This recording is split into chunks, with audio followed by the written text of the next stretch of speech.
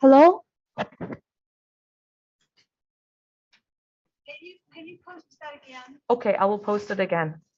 Sorry. No problem. It flipped to another, Can you email it to me? Because I can't seem to cut and paste it. It flips to another browser. Okay, I can also email it to you. 1 second. Sorry. Let me, I posted it again in the chat just in case it's helpful, but I'm going to email it to you right now. I'm just having browser issues. Yeah, no problem. Where'd it go? Okay, I emailed it, so you should see it in your email.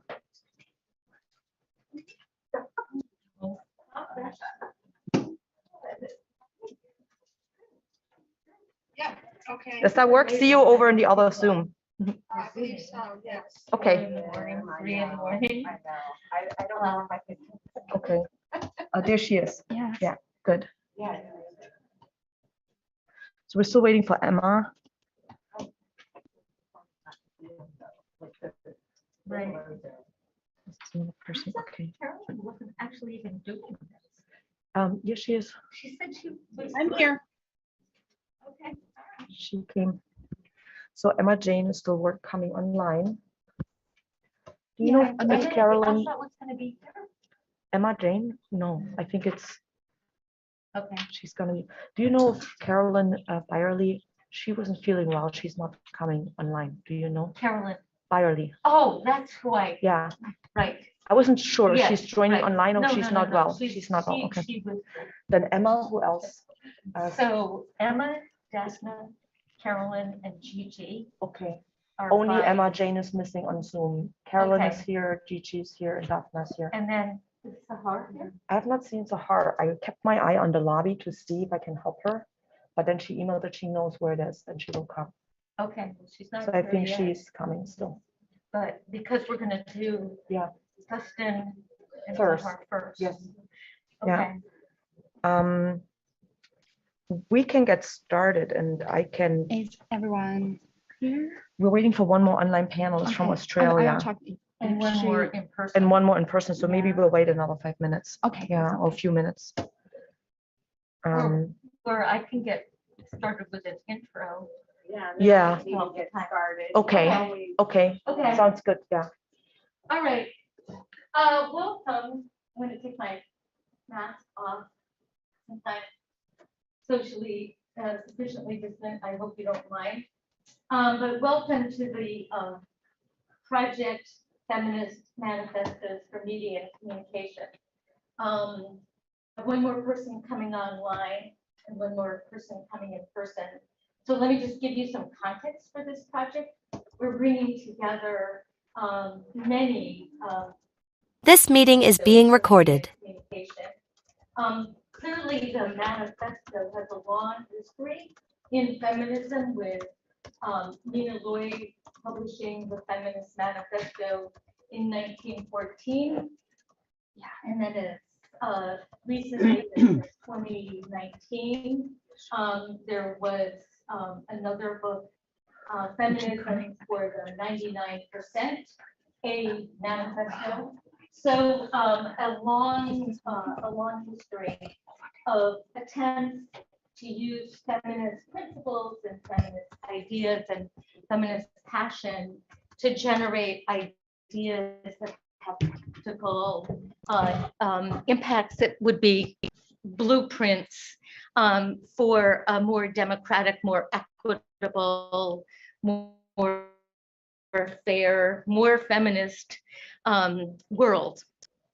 So let me first just mention some of the people who are involved in this project who are not presenting today, which includes Sophia Noble. Maybe some of you heard her at the opening plenary.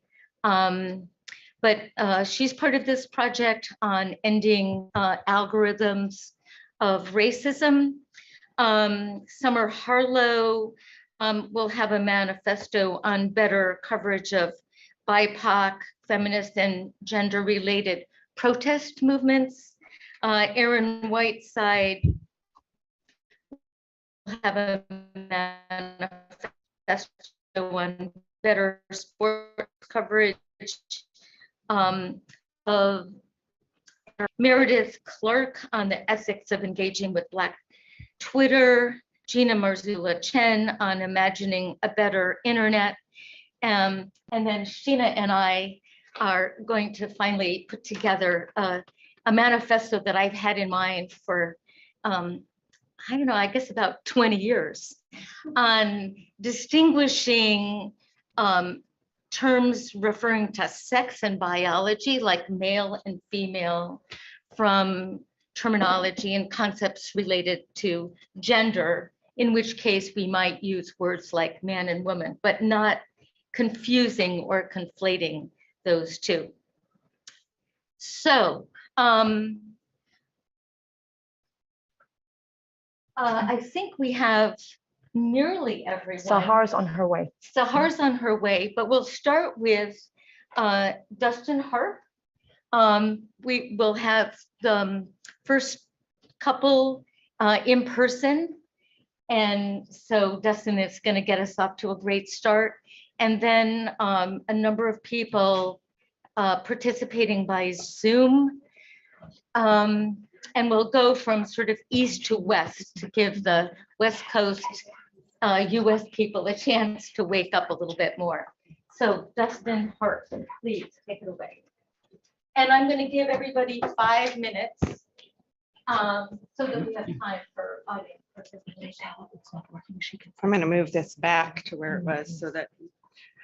Good morning, and thank you for inviting me. I'm so excited to be a part of this project.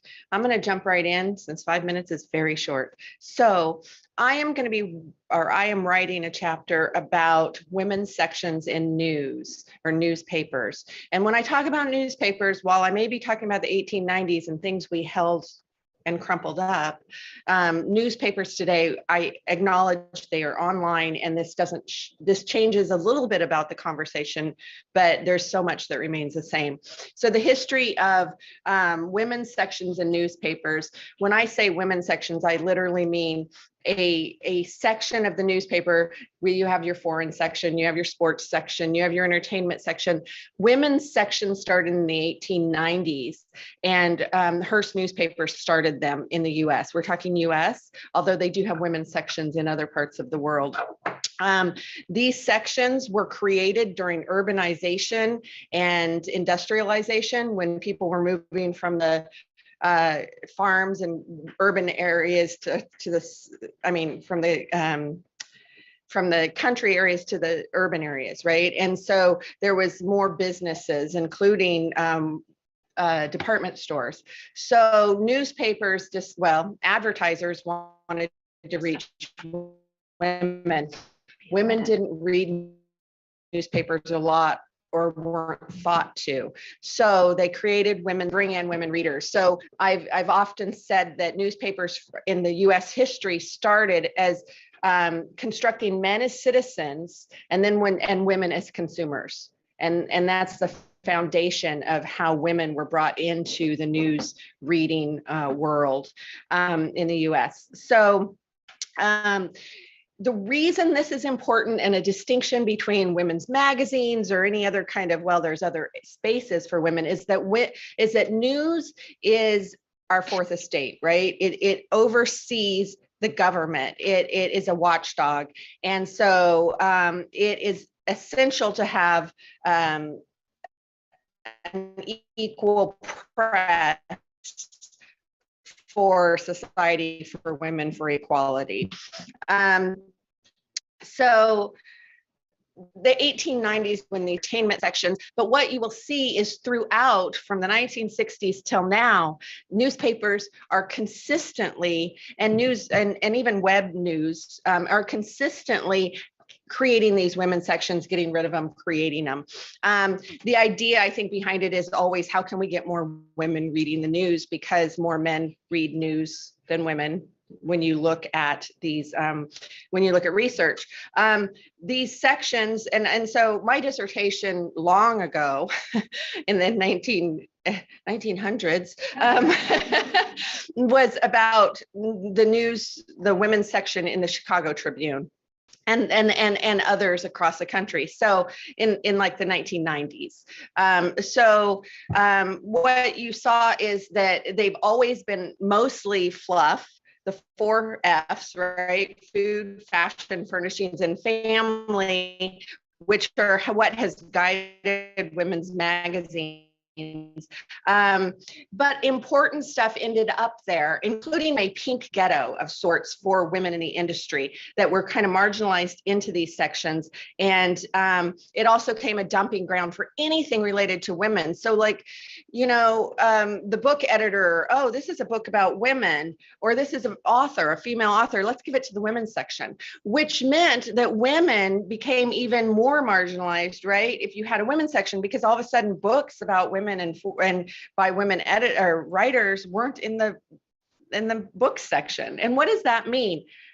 Am I already at 5 minutes? So we need to make sure that we don't do this anymore, and that women are integrated all through the news, and that we stop doing this women's section because it's just not working. It's an old solution to an old problem. Thank you.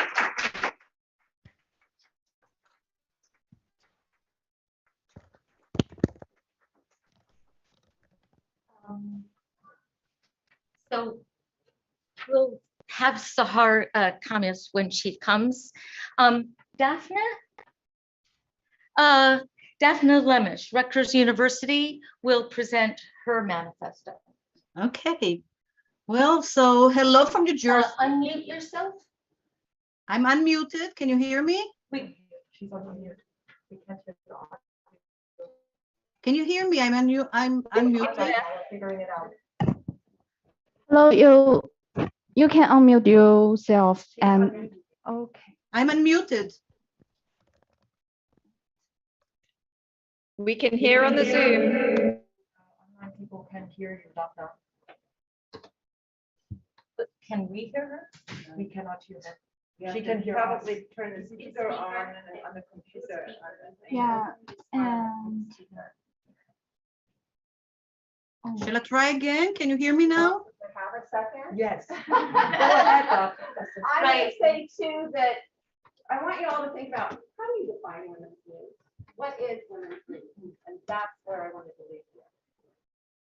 Probably not the audio section in Zoom. It's probably the audio in your computer. But should it be the Scarlet thing But- or something else? or other people to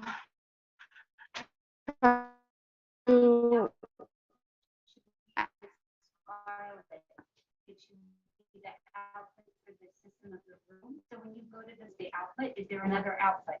Select a speaker, maybe same in the system. Yeah, try that. Try that. Well, Get onto- I'll get onto that. Here. This is where it's routing it, and then that's probably the problem. The So microphone is good, it's a speaker. It's the speaker that needs to change. Yeah. You need to change the speaker. Not the microphone. And then put the mic back to the Scarlet. volume is. put the microphone back to the Scarlet. Up the volume. Yeah, go down. What's the output volume? The output volume here? That might be the problem. Okay, can someone? And then the microphone back to the Scarlet. I don't see any output. Is there another output? Output level maybe on top, one over. Maybe this one? I think It was on Scarlet before. connect with the USB. Right. Yes. This one, but we cannot hear anyone from the panel online.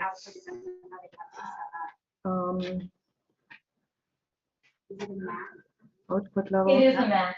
Gigi, can people on Zoom hear me? Can you hear me, Gigi? Yeah. So it's just the connection with the. Yeah.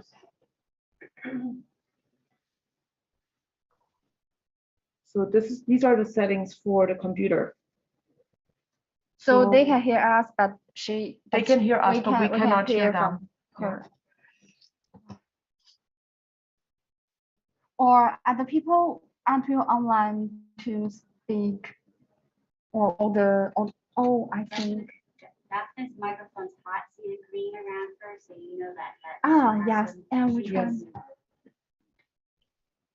one? But and Is another manifesto developing, like emerging out of but in chaos? here, she can speak and Okay, so yeah. maybe you can route it through your phone. Yeah, but I have. But maybe change also the settings on Zoom, because right now you're sending But now she's on mute. No, Also that in is system, she's on mute. Okay. Same as system, What select if someone speaker, pulled it up on their phone and pro speaker. Maybe we'll try put that. it next to a speaker, next to the Pro microphone speaker on the iPad? What Okay. is the name of the Zoom? with the Zoom. Now go to the MacBook Pro. I don't know. It's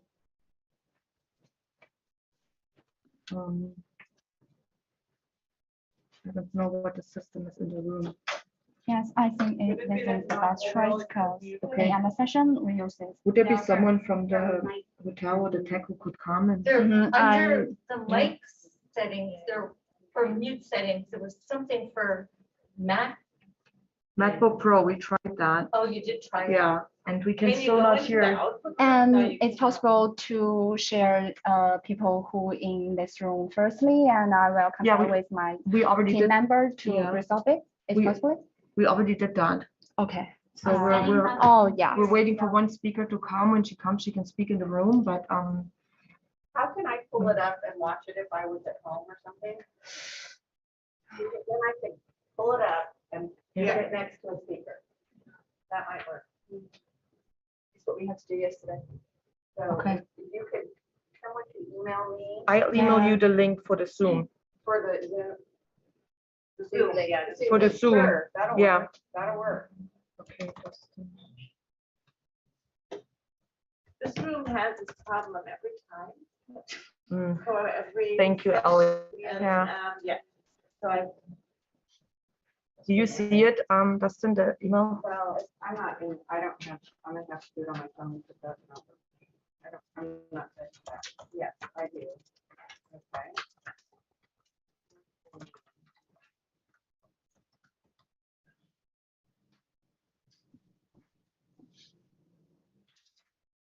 Track one thing. So go to your, So go to the now Apple menu, go to Systems Preferences. it's and on then mute. click It on is mute, Sound but I put it on mute. and Output. Okay, can you go to the Mac system settings for your, Oh, and then which ones did you say for Click audio? on Sound, so Apple menu, Sound, or System Preferences. Yeah. Yeah. we use Then this. Sound, then Output, and see what your options are. Output. Output, because you want that, Yeah. the microphone, I mean, the speaker. The MacBook Pro And speakers it's or the HDMI? Oh, yeah, you unmute that. You unmute the system speakers are muted.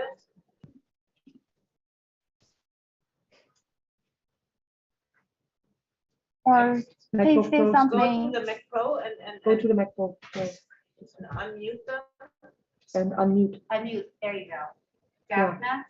Can you hear us? Or I can hear you. Can you hear me?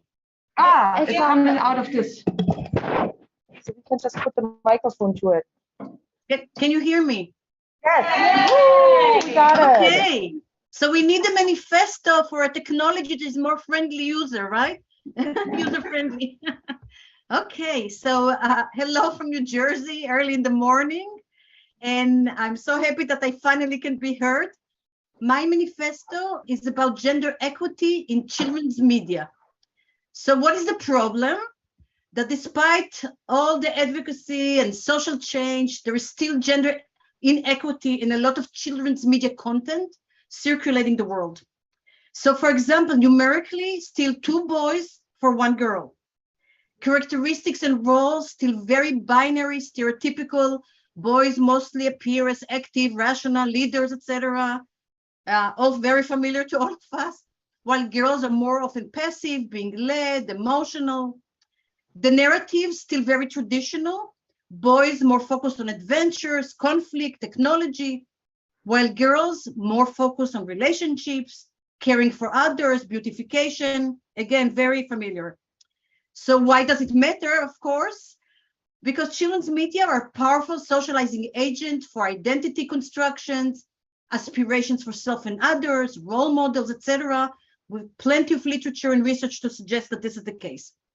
So based on a cumulative research for 2 decades that I've been involved in and with others, qualitative and quantitative content analysis, surveys, interviews, all forms of methodology, I developed a model of 8 principles for gender equity, which is what my manifesto is going to be about, gender equity in children's media content. So the first principle is that, very simple, of equality. Boys and girls should be presented as having equal rights, opportunities, responsibilities. They should be given the same care and nourishment to promote their well-being, materialize their potentialities, to live a dignified life of self-worth and fulfillment. The second principle is diversity. Representation should provide children with a wide range and variety of characters, both across as well as within all social categories: gender, race, sexuality, ethnicity, disability, religion, etc. So one character does not stand for an entire category. The third principle is complexity. Characters should be presented as complex human beings and not be unidimensional that build upon one specific traits, since these lend themselves to simplicity, stereotypes, and underdeveloped plots. The fourth principle is similarity. Children should be presented as having more similarities than differences. They share the same challenges, aspirations, morality, dreams, and hopes. They need love and friendships, have adventures, and overcome difficulties. The fifth principle is unity. Representation should show boys and girls engaged in friendships, not only based on romance and sexual tension, sharing life experiences together, collaborating with each other, united in their quest for happy growth and development. The sixth principle is family. Children need to see more children growing up in a nurturing and healthy family environment, regardless of the kind of family structure, to become productive participants in their families and communities. The seventh principle is authenticity.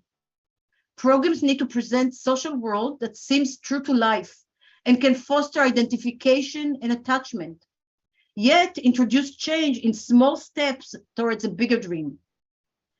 And finally, the eighth principle is voicing. Programs need to give voice to children themselves, their perspectives, points of view, needs, dreams, and not merely impose adults' worldviews on them. I believe that following these principles has the potential to create a much healthier cultural environment for children and help advance gender equity globally. And I'm saving a couple minutes because we lost the technology. And thank you very much. Looking forward to hearing the rest of the participants.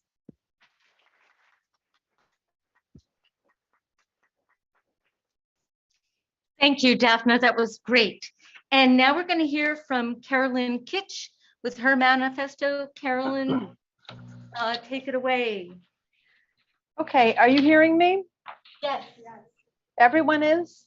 Yes. Okay, wonderful. Well, I'm talking about time and memory and forgetting.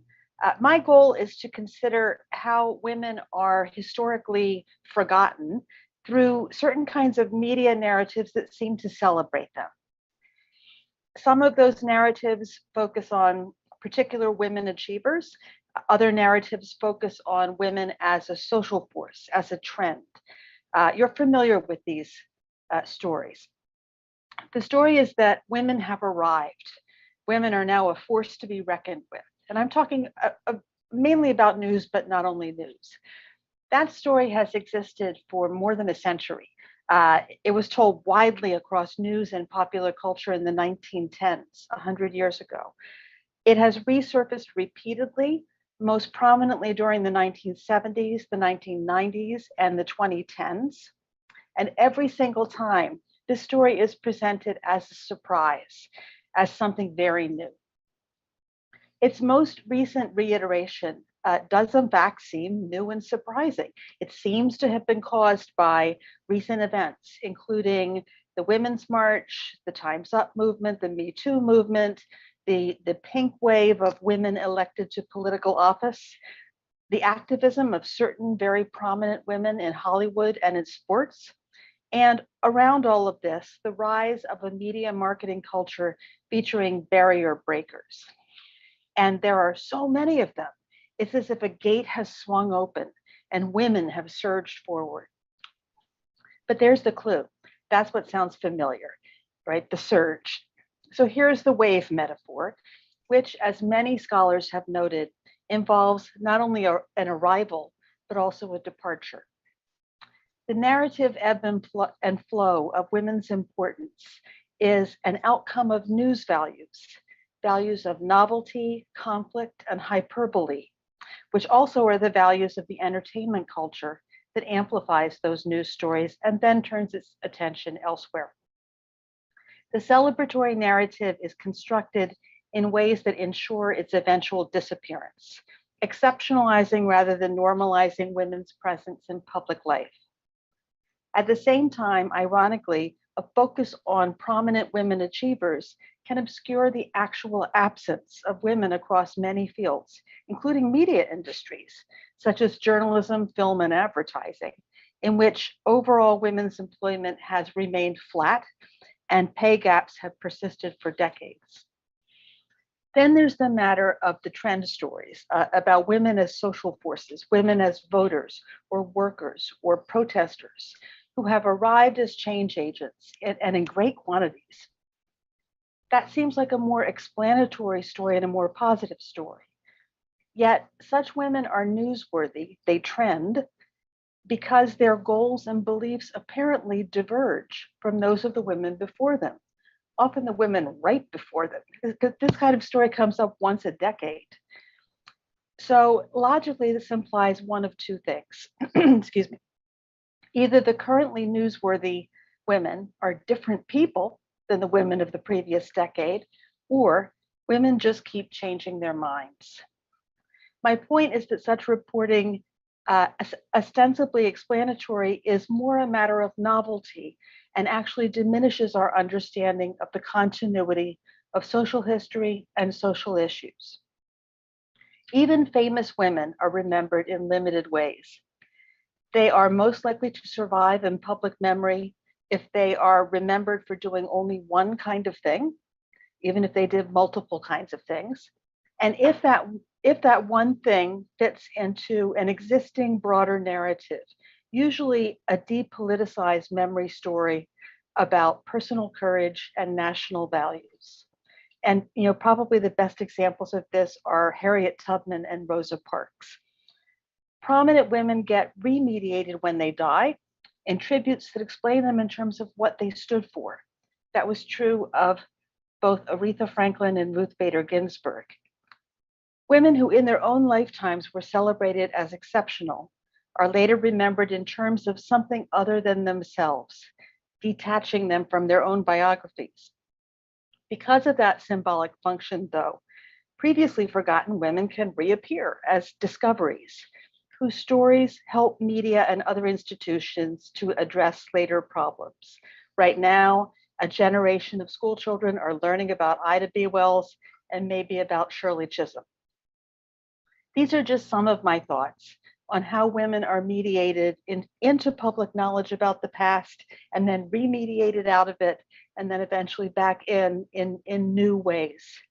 My goal is to expand on these concerns and to consider what kinds of narration might keep women in public memory. That's it. Thank you.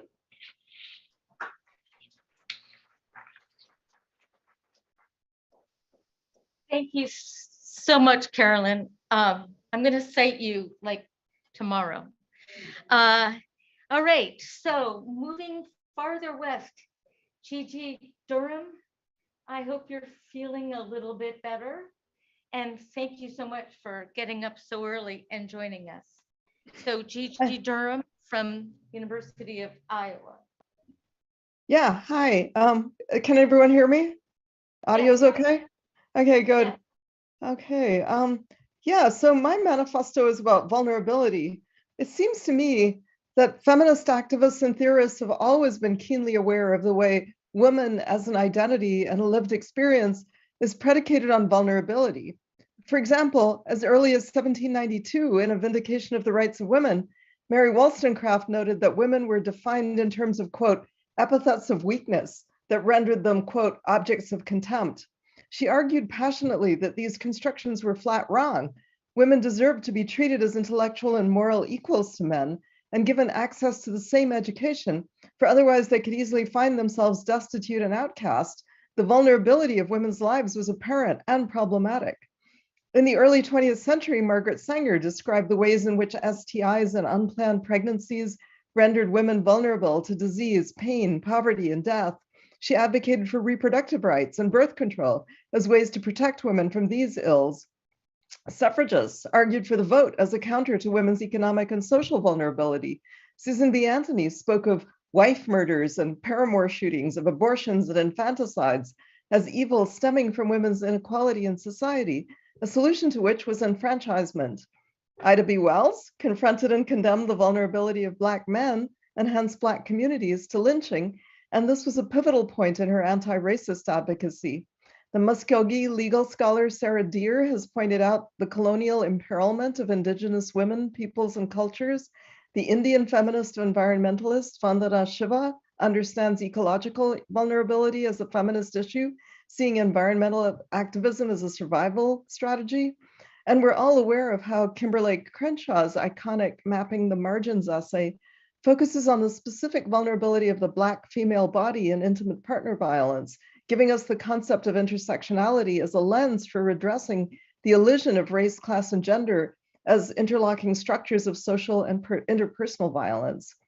Broadening this lens, we're also aware of how LGBTQIA plus people are, especially now, vulnerable to physical and political assault, as are displaced people and refugees, undocumented people, unhoused people, and others whose lives are framed by precarity. And social justice activism is geared to challenging and stopping these assaults, systemic and individual.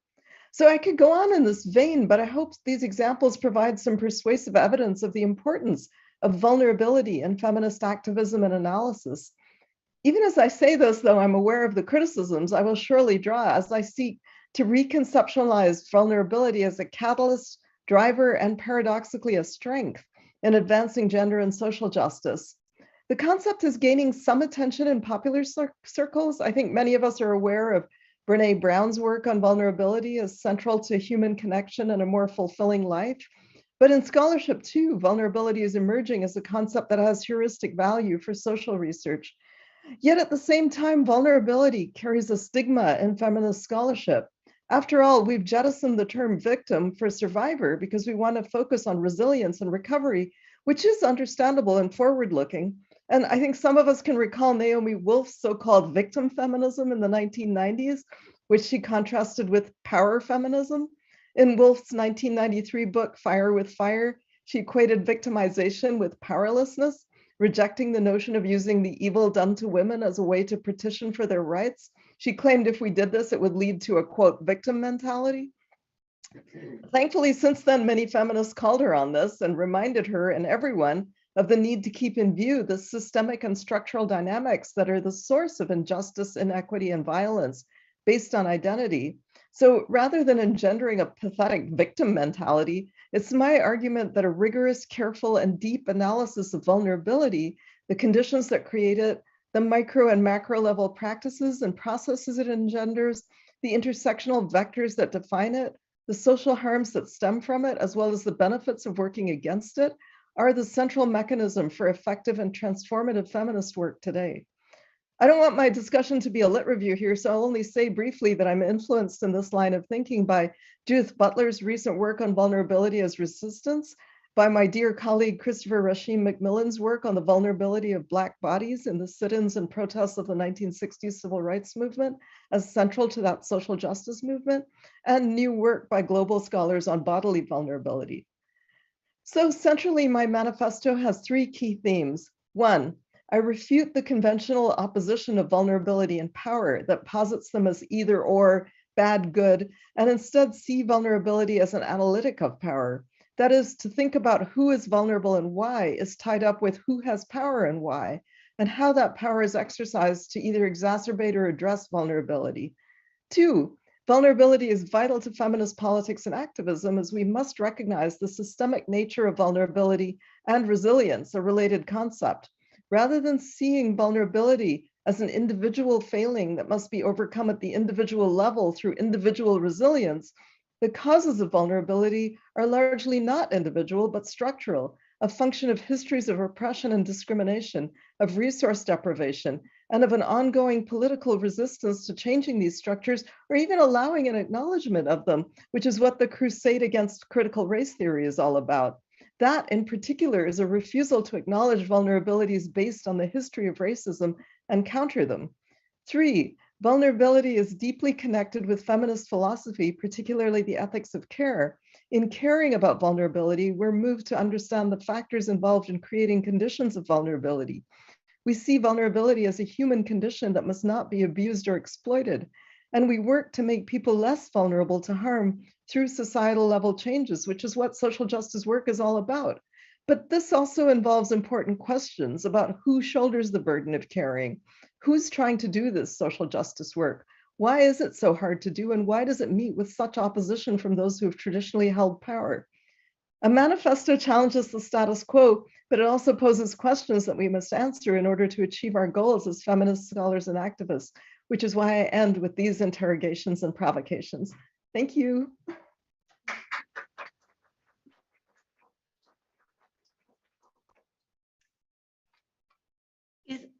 Is Emma James there? So she's not there, sorry. So Emma James apparently didn't make it. And I also should say that 2 people were on the program and both are in ill health, but we assume will recover quickly, but didn't happen by today. And that's Lori Lopez, whose manifesto was called How to Fight for Representational Change, and Carolyn Byerly, whose manifesto was titled Gender and the Erasure of Women. And so now we have one more in person, Sahar Thomas, my colleague from the University of Maryland. Good morning, everyone. Thank you so much, Linda, for this introduction and also for putting together the panel, and also to Stina for putting together the panel, as well as our edited volume about these wonderful manifestos. So my manifesto is going to be about resistance. Resistance to Muslim women's marginalization, invisibility, and false stereotypes that skew and distort their identities. If you do a quick Google search about the term Muslim woman or Muslim women, you're going to be flooded with a lot of pictures or images and photos of women who are cloaked completely and covered with black garments from head to toe. Maybe in some cases only their eyes are showing, and in some cases maybe even their eyes are not showing. And you will not be seeing a lot of the images of women who are in positions of empowerment, those who are loud and visible in the public sphere, those who are talking and presenting, and those who are professors, nurses, doctors, engineers, and astronauts. Those are not shown in the media, unfortunately. So I argue that we need to deconstruct and to resist 3 different layers of invisibility that cloud women's identities in general and Muslim women's identities in particular.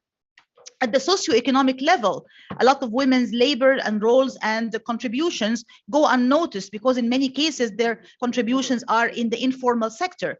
They do not receive maybe a paycheck every other week, but that does not mean that they're not contributing to society. So that is a socioeconomic invisibility. In the media, as I just mentioned now, it is really very clear how there is invisibility in the media sphere with obscuring women's images, especially Muslim women's images in this case, and presenting these distorted and skewed misrepresentations and stereotypes. And that's something we also need to definitely resist as well.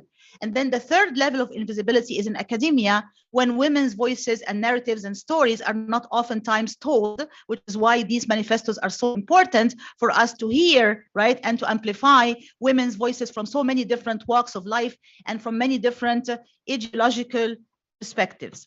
So these levels of invisibility definitely need to be resisted. And that's why my manifesto is about resistance and deconstructing some of the myths and some of the stereotypes about Muslim women, and also resisting the invisibility and marginalization and replacing fiction with facts in order to overcome fear and falsehoods. I believe that this is very important because we are always enemies of whatever we are ignorant about, right? So think about it, whether you're talking about Islamophobia, anti-Semitism, homophobia, the list can go on and on and on. Whenever there is ignorance, there is always fear. And that's why the first step has to be knowledge and has to be awareness. So in my manifesto, I'm going to talk about Muslim women's resistances in general, especially resistance to Islamophobic campaigns, right? So I'm going to mention, for example, the hashtag Can You Hear Us Now campaign that was really a very strong Twitter campaign by Muslim women that went viral on Twitter in order to resist at the time, candidate Trump's story about all Muslim women being silenced. Maybe they're allowed to speak. You remember the story of, Khizr Khan and Ghazala Khan, and how, he mentioned that, oh, maybe she was silent on the stage. Maybe she was not allowed to speak. So Muslim women started a viral campaign on social media, hashtag Can You Hear Us Now? And they're like, I gave a TED talk and everybody gave me a standing ovation. Hashtag Can You Hear Us Now, right? So this is one tweet from a Muslim woman. Another woman is, I'm a professor. When I go into the classroom, I am the only one who's allowed to speak in the room. Hashtag Can You Hear Us Now? And the list goes on and on. So they try to really kind of dispel some of these myths and some of these stereotypes about Muslim women being weak and powerless and silent by saying, hashtag Can You Hear Us Now? We're trying to amplify our voices and make them loud and clear. In France, where unfortunately there has been a lot of resistance to, for example, the veil, the scarf, the Muslim headscarf like the one I'm wearing, Muslim women started the campaign hashtag hands off our hijab, or hands off my hijab, to say it's my right to choose whichever kind of dress I'm comfortable with, and infringing on that is infringing on women's rights and on human rights more generally. So they started this campaign again using social media and new media to push back against any kind of infringement on their personal rights to choose whichever type of dress they want to wear. And I'm also going to focus on some examples of American Muslim women in particular who have been very active in the socioeconomic sphere and lately more visible also in the political sphere. We have our Muslim congresswomen now, Ilhan Omar and Rashida Tlaib, and we're very proud of that, but we definitely need to see more and more of that in the public sphere and in the political sphere, along with the socioeconomic sphere. So I'll talk also about Muslim women's activism in the realm of philanthropy and charity, especially in terms of the COVID-19 pandemic, and how by doing good and telling people about it, we can try to overcome and resist some of these falsehoods and some of these false narratives and stereotypes. So I'll also talk about this type of resistance. And at the end, I want to close by saying that we really have to also fight the quote unquote save the Muslim woman syndrome. That's something else we need to resist. You always hear the story of like, oh my God, what can we do in order to help these poor Muslim women in Afghanistan? I always say Muslim women don't need saving. They need to be understood, they need to be heard, and they need to be respected. So I'm really also trying to resist the save the Muslim woman syndrome. And I'm also trying to resist the one size fits all type of feminism or resistance or activism. I always prefer to use them in the plural to talk about activisms, feminisms, and resistances, because it can never be a one size fits all. We have to always contextualize it within the right socio-economic and political structure or context. And that's how we can try to understand women's identities in general and Muslim women's identities in particular. Thank you so much.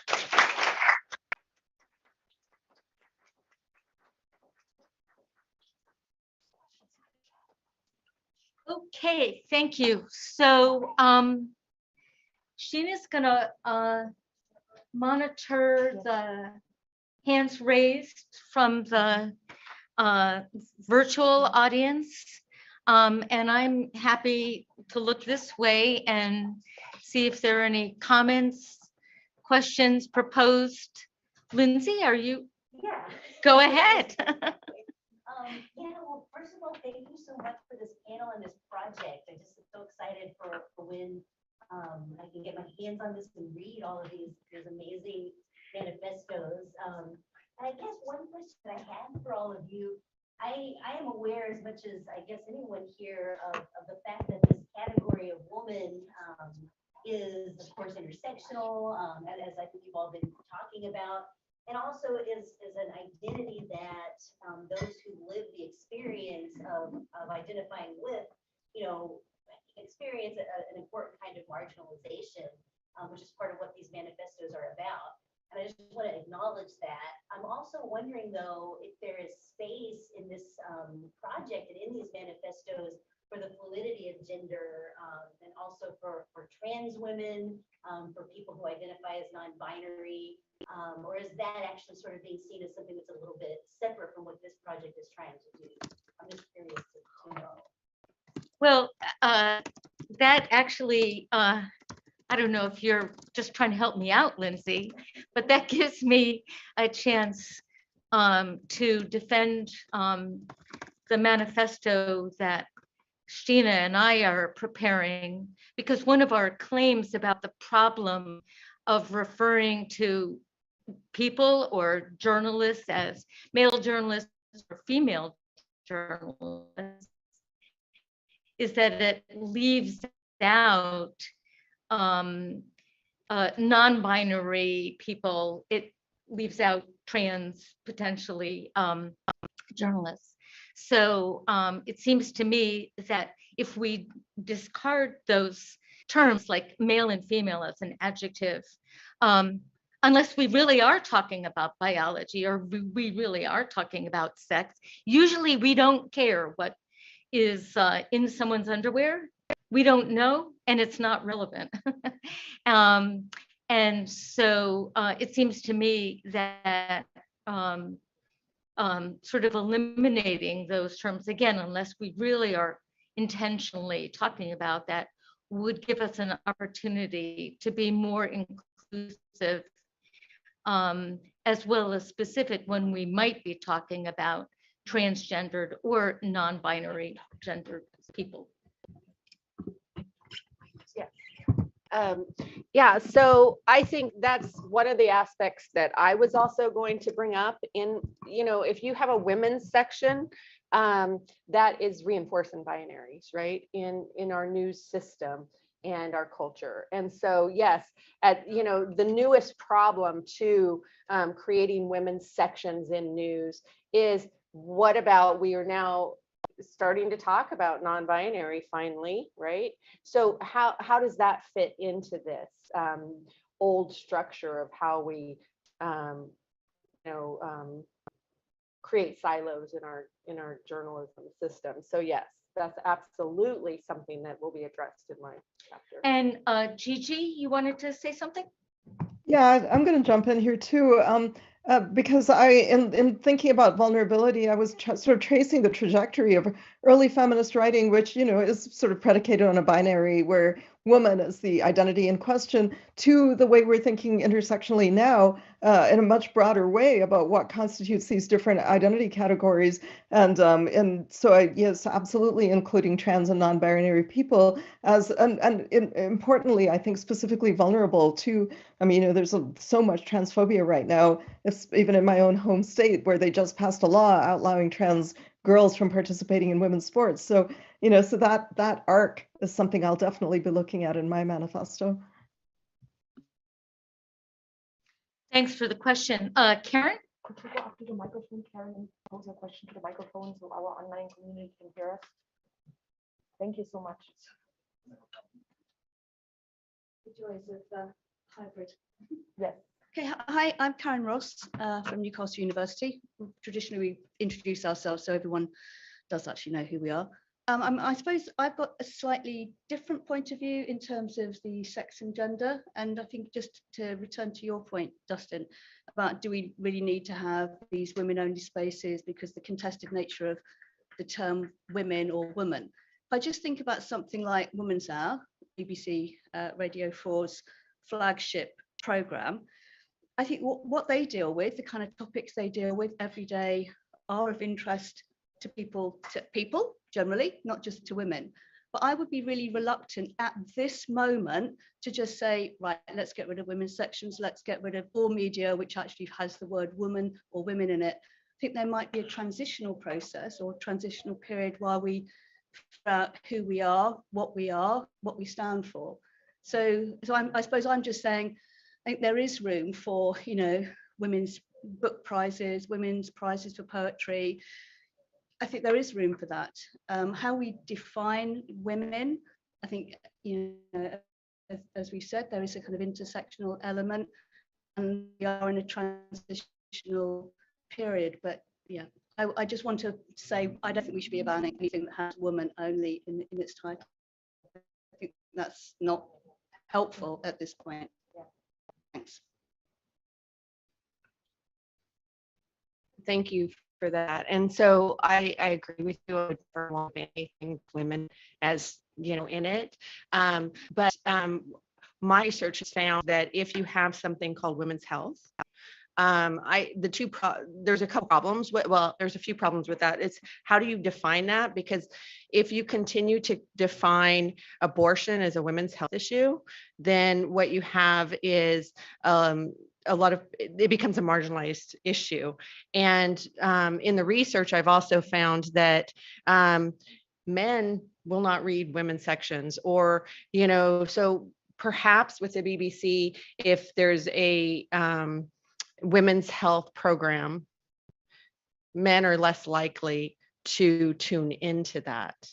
And so I would argue that as long as we continue to say that these are women's issues, you have 49% of the population seeing them as less significant and less important, or simply just being less informed about them because they're less likely to listen, tune in.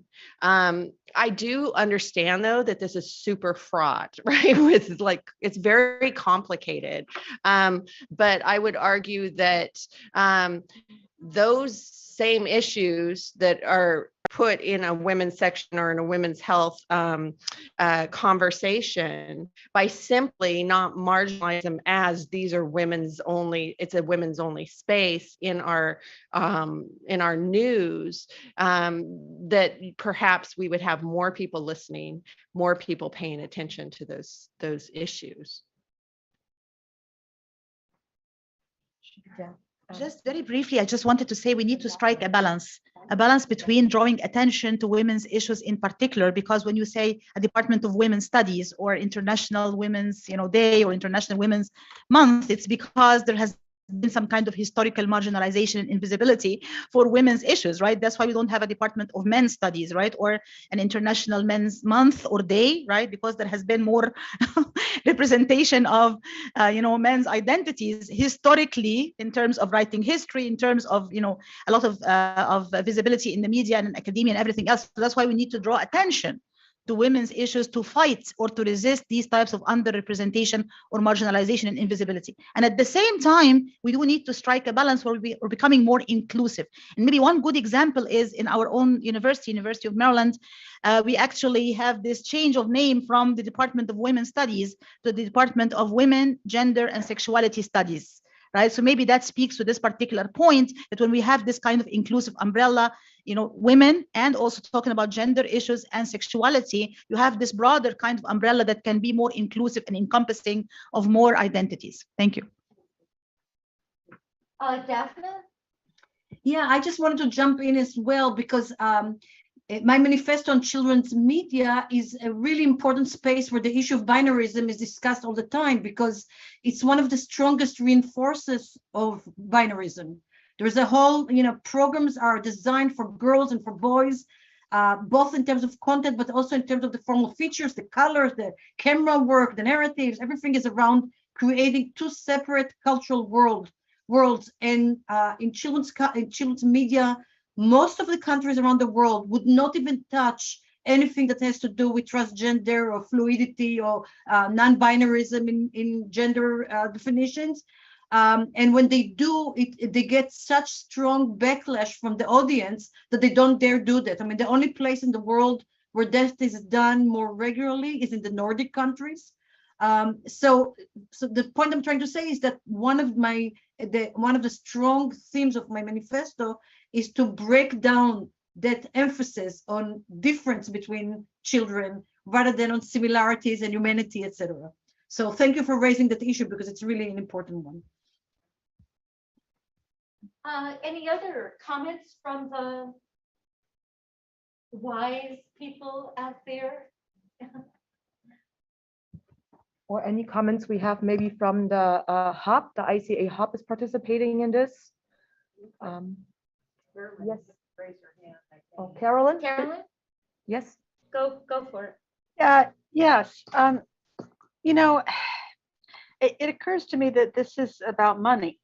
That it matters how we fund new kinds of journalism and new kinds of media, and that the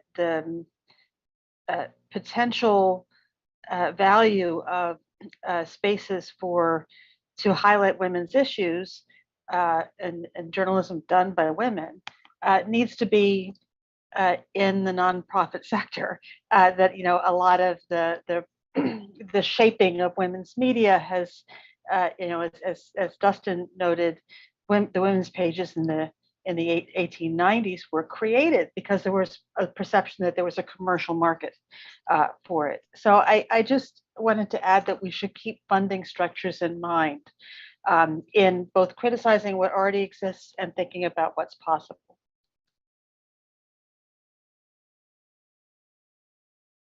Thank you.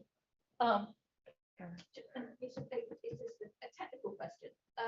When do you imagine the book will be published? First, we have to find a publisher. Well, we're But we're on the road. we are on it. We are going to meet on Zoom with a person from a press, and she was supposed to be here, but she had passport trouble, so she meant to meet us here and come to the panel, but passport did prevent it. So we got to meet with her after ICA to discuss. She approached us because she saw the panel on the program. So That sounds promising. yes. Excellent. So we're on it. Any other questions from the online community or the hub from ICA Manipal? Oh, Ellie. Go ahead. I was just saying, if we don't have so many questions, that's just because your panel is excellent and there's not much to say. There's not much controversy, I would say. That's what I was just saying. If nobody has any questions. Maybe. I mean, we're trying to be provocative. Yes, go ahead. Can you come to the microphone, please, and introduce yourself? And then second you, Yes. right?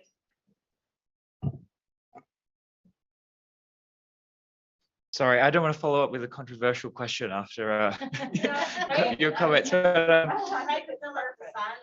I'm Nate DeCatcher. I'm from the University of Warwick.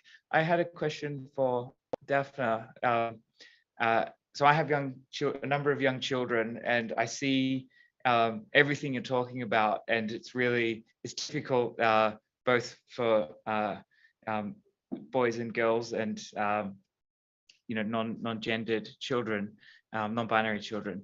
I also noticed that in the US children's media, it's much worse than in other countries.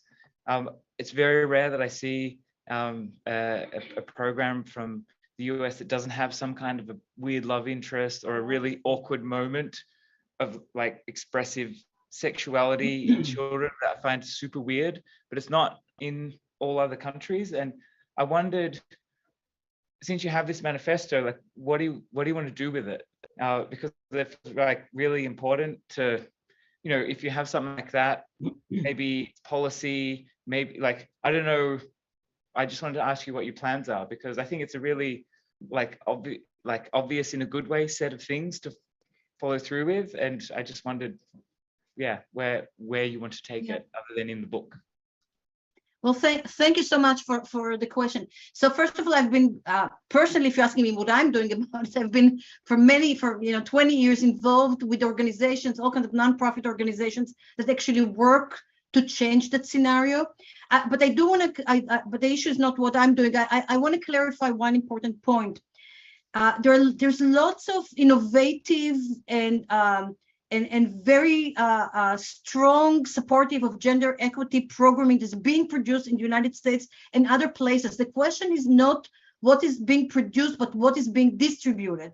Because around the world, what many countries, especially low resource countries, are doing is purchasing programs that are, cheap to purchase. So they may be purchasing a series of, I don't know, the Ninja Turtles from 20 to 30 years ago, because you can buy 50 episodes, to fill your year in the price that will cost you to produce your own local one episode of animation. So the result is that what is distributed around the world, what you see in other countries that is coming out of the United States, or the more old-fashioned programs and not the recent, innovative, high-quality ones. So I think the point I was making was more generalized, that you have to look at the vast majority of the programs rather than breaking it down to different programs that are more innovative and more equality oriented. The other point I wanted to make is that there is great differentiation between programs that are locally produced and programs that are being bought from abroad. The problem, and you're right in pointing it out, that when you're looking at local programs in the UK, for example, and as I said before, Northern Europe in particularly produces high quality programs, if I have to generalize. But there are also local kind of little seeds of wonderful programs from around the world. There is an organization called Prix Jeunesse, which is located in Munich, Germany. It's part of under the umbrella of the Bavarian Broadcasting Corporation, which brings together producers of quality television from around the world for festivals and discussions, and they highlight wonderful programs that are being produced around the world. The problem is that the vast majority of countries are there. The part of the programming that children are viewing is mostly imported from abroad and not locally produced, again, because of resources. So the question is not what individual programs can do, but what is the whole environment of children's media that they're exposed to. So those are the big issues. There's lots more to say about it. And just generally to your question, what am I doing about it? So there is this Prix Jeunesse, and there's this a organization in the United States called Scholars and Storytellers, which bridges academia with industry, which is one of the main issues that we can produce in academia, lots of knowledge and lots of great advice, but is it implemented in the real world? So those of us who are kind of more engaged with communities work with the industries to help them learn and make changes, et cetera, et cetera. So a lot is being done, but the political economy of a lot of this is a huge force that we're still struggling with. So thank you for that wonderful question. Hi, I'm Daisy Millman. I'm a final year PhD student at Texas Tech, and my question is also for Dr. Lemish. Thank you. It sounds to me like you're primarily focused on kind of big corporation, big business as far as media makers go. And I'm wondering if your manifesto would extend to kind of the more pedestrian content creators. Speaking of US children, my children tend to watch more YouTube, TikTok content, which is highly more advanced in gender ambiguity. I'm quite proud of what they're watching. But of course, there could be a need there too. And I'm just curious what your thoughts are on the more, I guess, dispersed media creators. That's an excellent question. One of the problems is that most of the research has been done so far in analyzing content of children's media, analyze it on broadcast corporation, etc., because it's I shouldn't say easier, but it's more logically possible to to sample, to record, to analyze than when you go to YouTube, which is like a vast world that is really hard to sample. So the result is that we know more about what other what the corporations and the big media are producing rather than what's on YouTube. So that's a very important point, that there are all kinds of ways, methodological ways now that are implemented to study YouTube and TikTok and others. The thing, but what I'm taking from your comment, which is really important that I haven't had a chance to mention in my short presentation, is that there is a whole wide world there. And the problem is, what are we allowing children, or what are we recommending, or what are we encouraging children to watch? And that puts responsibility on parents. So it's not only a manifesto for the industry, it's a manifesto for parents of what are you watching. It's not only how many hours of in front of screen, it's what content are you watching, the child is watching when the child is in front of the screen. So yes, there's lots of wonderful content out there if we are attentive to what children are watching and helping them choose the better content that we believe, you know, is aligned with our values of gender equity, etc. So I don't know if this is answer your question, but I think what you're calling for is a manifesto that is not only for the industry, it's also for parents, caregivers, educators, the side of the audience of how to handle what children are watching. Does this respond to your question? Thank you. It was wonderful. Yes. Thank you. What she said. Yes, go ahead. Come on up. Come to the microphone. I see we have a child here. I'm wondering what she's watching. Hi, everyone. My name is Kea, and I'm a PhD candidate in University of Oregon. And I'm really excited by this project. And as you mentioned, I definitely cannot wait to read this. The question that came to my mind was, who is your public? Who is your target audience, so to speak, or who are you trying to appeal this project to? Because when I ask publics, I also mean who is your, especially where are they located? What geographical part? Are they primarily in North America, Western Europe? Because a lot of times this manifesto, and it'll be super useful, but it just happens that the epistemic categories that are framed in this part of the world are co-opted by other regions of the world, especially when it comes to majority nations of Latin America, Asia, Africa. And sometimes that might not be useful for the locality of feminism or activism that's happening at the grassroots. So I'm just interested, how do you plan to sort of address that? Or if you want to address that at all, because the universality of experiences of Muslim women is varied across the world, or the universality or just the existence of gender non-binary, or just gender as a concept and however fluid it is varied across the world. So I'm just interested in how or who's the audience, or how are you trying to address those questions, basically, if that made sense. I'm going to give this to Sheena Eppert, the co-parent of this project. Yeah, this is definitely a challenge because the book is still going to be a printed product. So we had to limit ourselves to like about 12 to 15-ish chapters. We do have a variety, as you may have noticed by the speakers we have, the topics we have, but it will be hard to include maybe all the perspectives we would like to include. Now, in terms of audience, we are envisioning the book being of appeal to scholars, but also maybe media professionals. I think the manifestos, from what we can see, some may have more practical, do this, do that gears toward media industry, maybe also parents, like Daphna said, or scholars. There's some things to consider in their scholarship. So I think it will be pretty broad in terms of the audience, and it may vary from manifesto to manifesto for particular issues. But I think Gigi may have addressed that, and also Dustin, that certain things are reflected in scholarship that are also manifest in media, different types of media, right? There's sort of like a correspondence, even though we've talked about the non-binary in scholarship for such a long time, the vast majority of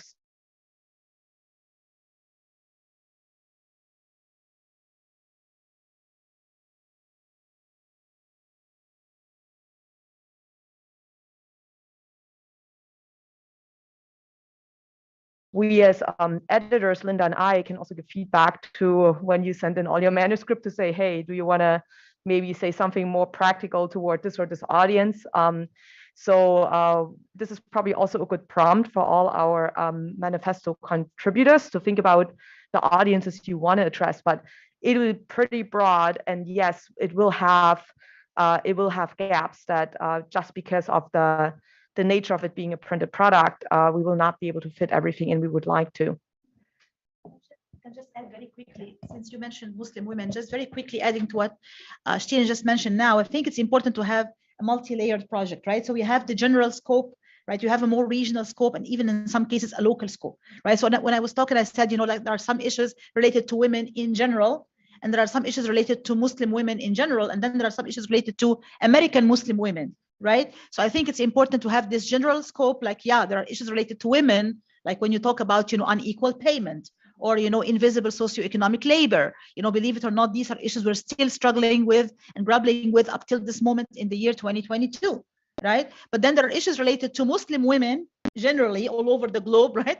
And like, issues of marginalization and misrepresentation, invisibility. And then there are issues related to American Muslim women even more specifically, right? So they need to find more space, more, public representation, their own contributions, their own campaigns, and so on. So I think I see it in this kind of multi-layered perspective, from the general to the regional to the more specific and the more local. Yeah.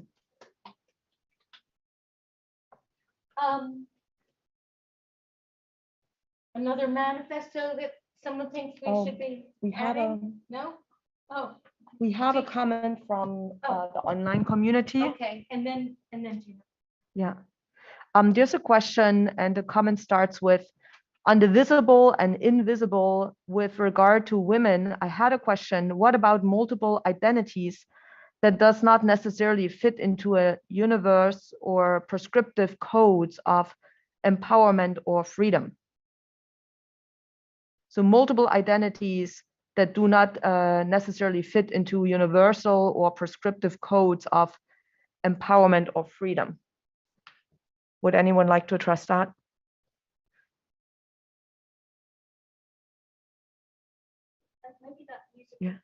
Yeah.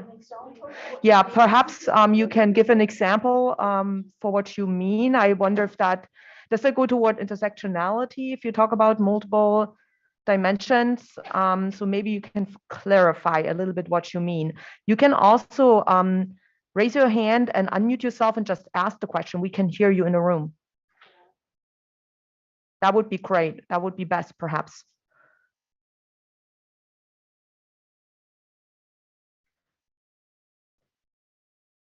So yes, please go ahead, unmute yourself and speak. Yeah, my question was in the context of some of the ongoing debates in countries like India, where identities have, come into the fore, particularly with regard to women, and more so particularly with regard to Muslim women. Now, one side of the argument indicates it is a sign of oppression or lack of opportunity. Another side talks about the code where the mind is free and not necessarily judged by the dress or apparel.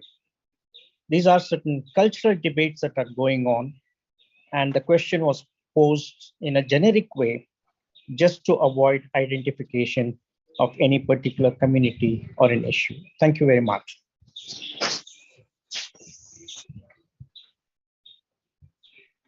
Thank you for your comment. Much appreciated. All right, Gina. Can you come to the microphone, please?